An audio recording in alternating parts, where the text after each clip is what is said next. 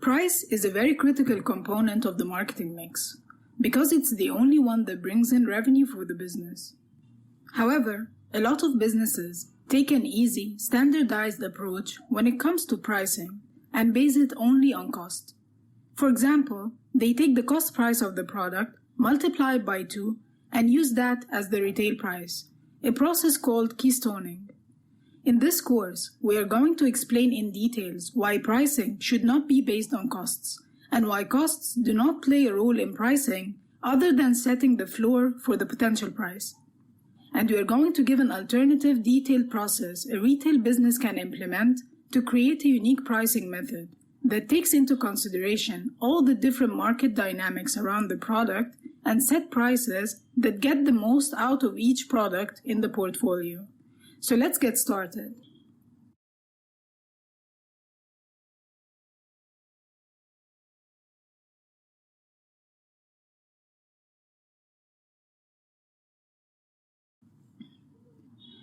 Price is not just a number that can be based on a fixed formula dependent on cost. Price is a piece of information, a key positioning factor for the brand that should take into consideration the target market, its supply and demand dynamics, the product assortment strategy of the business, and the competition in the market. By now you should be familiar with the sentence that we keep repeating over and over, and that is, perception is more important than reality. And price is a key factor in building perception for your brand and your products, and in reinforcing your positioning strategy. Most retailers fall under one of two groups: high markup, low volume retailers, or low markup, high volume retailers. For both groups, price is a key part of the business model and its profit formula, because it defines their margin, and also it's a key part of their positioning in the market, which in return will bring in the right consumers who will either drive the volume or can afford the premium price and hence drive the margins. For example, a brand that decides to be a low markup, high volume retailer can sell at lower prices and hence lower margins. But in order for the business to be profitable, it will need high inventory turnover, which comes from the high volume. So its product assortment and merchandising strategies should be set according to that goal so that it can deliver those profit targets. Its marketing strategy should also be able to drive that much traffic to build the needed volume by identifying and communicating with the right target consumers and highlighting the value aspect of its offering. On the other hand, a brand that chooses to take the high markup, low volume approach knows that it will attract fewer customers by default. Remember when we talked about the relationship between price and demand, and how demand declines at higher prices because fewer people can afford it. But the brand knows that selling at higher markups will compensate the low volume and then profits will be achieved.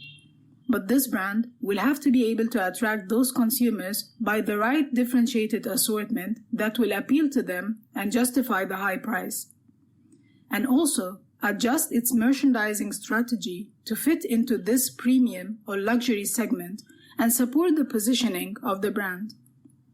For example, it cannot start having frequent markdowns and discounts on a product that is positioned to be a luxury product. Otherwise, it will lose this positioning by being accessible to everyone. So pricing, as we could see here, is more of a strategic decision that supports the business model itself and plays a critical role in the company's profitability. In a 1992 study by McKinsey & Company, which examined 2,400 companies, they found that a 1% improvement in price led to 11.1 improvement in operating profits. On the other hand, 1% improvement in variable costs, volume, and fixed costs only led to respectively 7.8%, 3.3%, and 2.3% improvement in profits. And yet many companies put more focus on cutting costs than on improving their pricing models. This is when it comes to the importance of price for the retail business. In the next lesson, we are going to see the importance of price to the consumer.